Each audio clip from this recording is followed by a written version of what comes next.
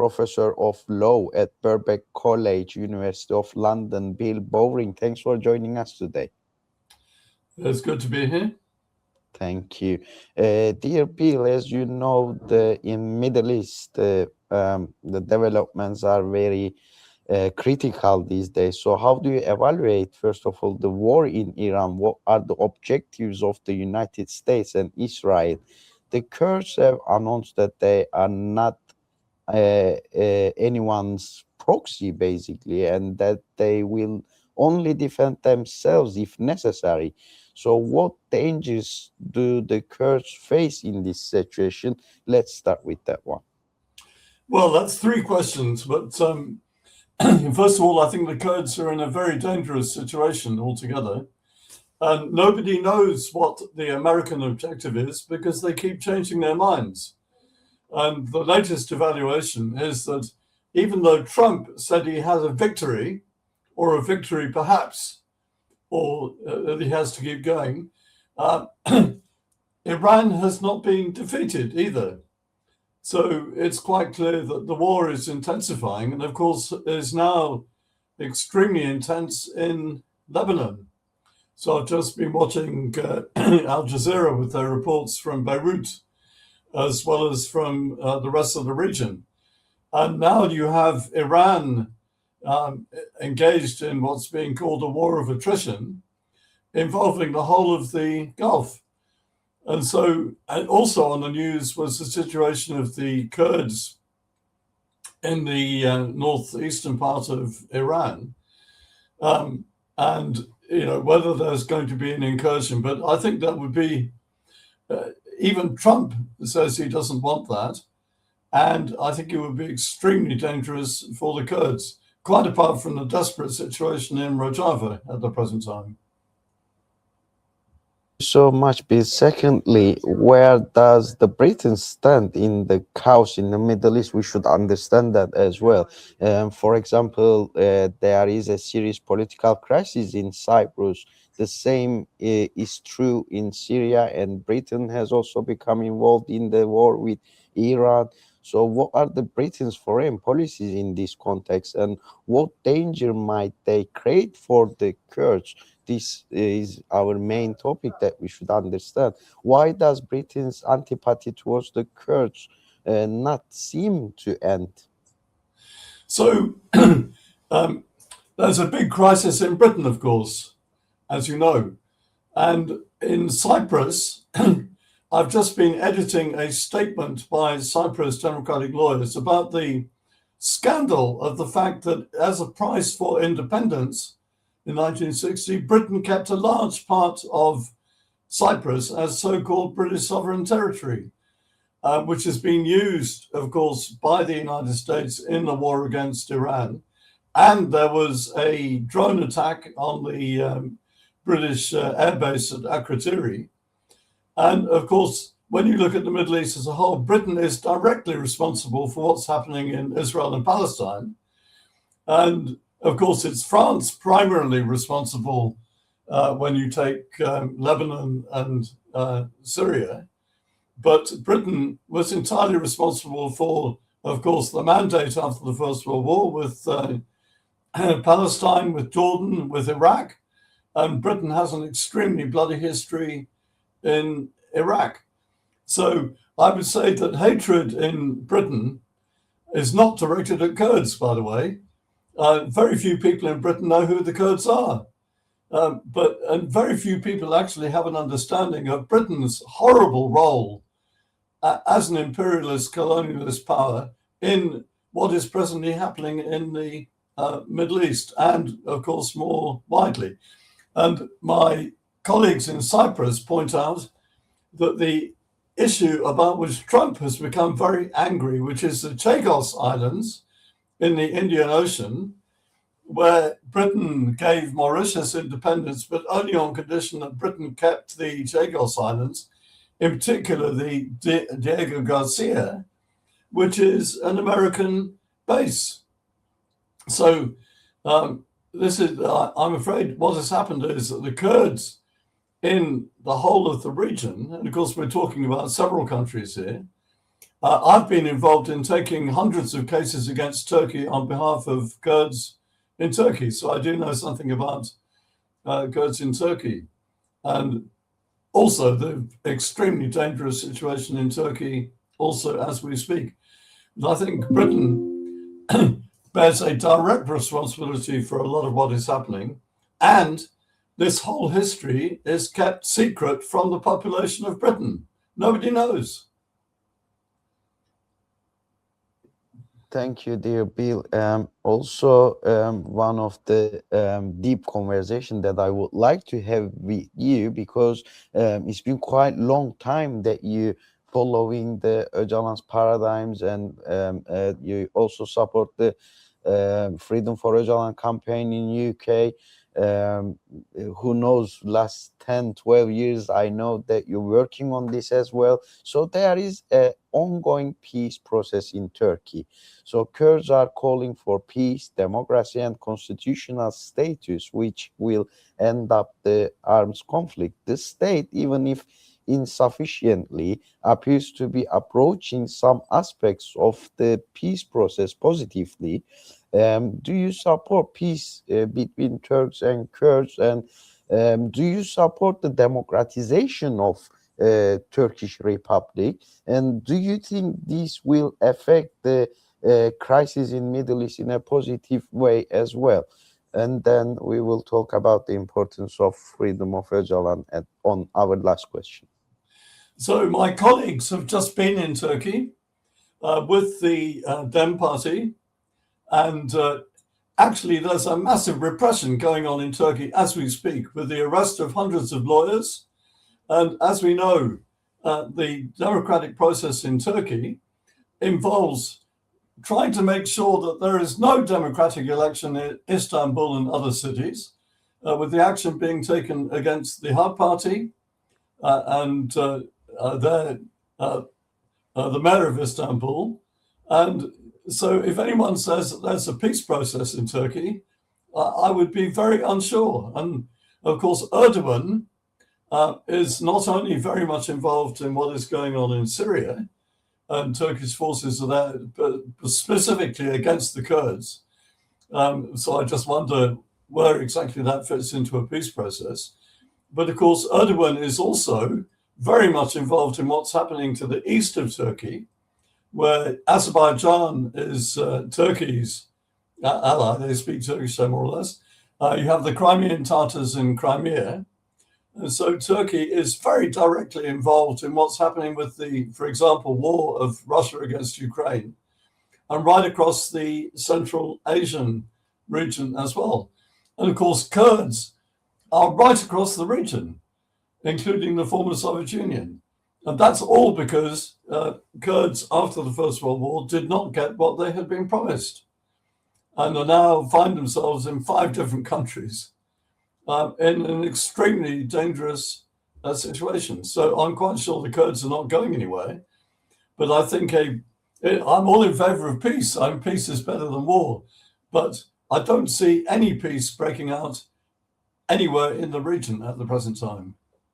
So can we say that at least the Kurds, they done what they need to do by laying down the arms and then seeking for a political solution and democratic system, and Turkey needs to take positive step forward in this peace process more concretely? I think it's extremely unlikely with what is happening domestically in Turkish politics as we speak. So, you know, and with the persecution, as I say, of my colleagues, lawyers, and so we have, I'm honorary president of the European Lawyers for Democracy and Human Rights, and our members are CHD in Turkey, the progressive lawyers, but also ÖHD, based in Izmir, who are very much Kurdish lawyers. And our colleagues are being persecuted by the Turkish state as we speak. Yes, so Turkey needs to stop all these basically to build up a peace process. And it would be a good idea to stop persecuting people in Britain. You know, people are being horribly arrested in huge numbers. for being opposed to a genocide in Gaza. And we have really dangerous developments in Britain as we speak. You know, and of course, right across the continent. But I think Britain, bearing such a big responsibility for the present situation in the Middle East, I mean, I think it's particularly affecting Britain. Do you think also Britain has an impact on the Turkish Kurdish peace process as well? No, Because absolutely not. I mean, Erdogan, I don't think he thinks about Britain more than once in 10 years. I think it's irrelevant to what is, to Erdogan and what is going on in Turkey, except for the fact that there is a quite big Kurdish population in Britain. And I've actually been expert witness in terrorism trials and other trials in Britain because I have some knowledge, through taking all the cases starting in 1992 against Turkey on behalf of Kurds, and continuing, of course, to work with my colleagues in Cehade and Öhade in Turkey. And I've been to Izmir a number of times, as well as to, of course, Ankara and Istanbul in relation to those matters. So I would, and of course, Germany, where there's a big Turkish population, that's and a big Kurdish population. I know that these issues are extremely delicate as we go forwards. Thank you, Bill. Lastly, basically, the frame of our interview is around the importance of freedom of Öcalan. One of the main issue is also on Kurdish agenda is freedom for Öcalan. At least to make him able to work on the peace process and communicate with the outside world and the clarification of his status, it's the main point now for the Kurds. As an intellectual and international lawyer, would you support the freedom for Öcalan? And from your perspective, why is Öcalan's freedom is so important? Well, of course, Turkey initially wanted to execute Öcalan, and it was my colleague Tim Otti and other British lawyers who took the case to the European Court of Human Rights, which ruled that Turkey could not execute him. And so there he is on Imrani Island in isolation, not completely cut off from the outside world, because, of course, it was his initiative that there was the ceasefire and laying down of arms and so on. So I would say certainly he ought to be free. I think it is. I've not been to Imrani Island, of course, but I've met his brother. I've met the lawyers representing him, and he definitely ought to be free. Whether Turkey would have any reason to talk to him is another question.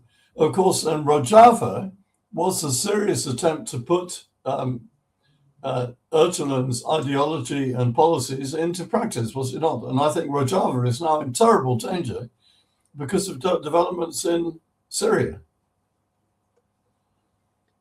Thank you, Bill.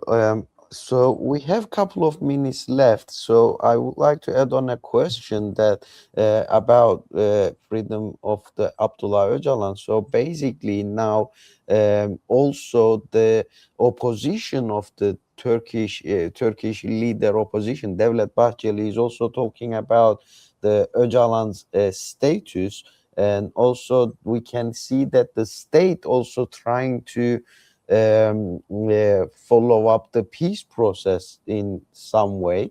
Yes, it's not good enough, but at least the state is also trying to find a way to continue to this peace process. So in that case, the freedom for Öcalan will give an opportunity to peace process to continue. So in that case, do you think the Kurds should continue for fighting democratization for the republic and have a constitutional rights?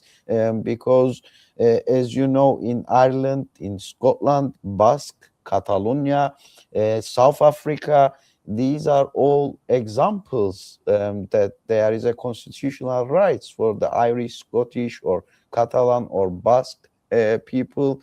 So don't you think we should support all these struggle? Well, do you know that the leader of the Sinn Féin Republicans is on trial at the moment as we speak in London? Did you know that, Jerry Adams? Yes. Without Jerry Adams, there would have been no peace process in Northern Ireland, and now he is on trial in London. So you think that's a good thing? I mean, I think that the future in Turkey is that I see no evidence at all that the Turkish government wants to extend a peace process, actually. And therefore, I already mentioned what is happening with the forthcoming elections, where Turkey is taking extreme measures to see that opposition candidates cannot run. I don't see that as evidence of a peace process. I think there was a period when actually there was serious changes with regard to language, with regard to representation, but all of that went after the attempted coup.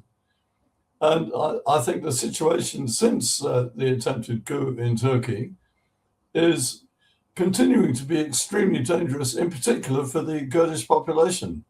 And my colleagues in Izmir, Ohade, are feeling the brunt of that as we speak.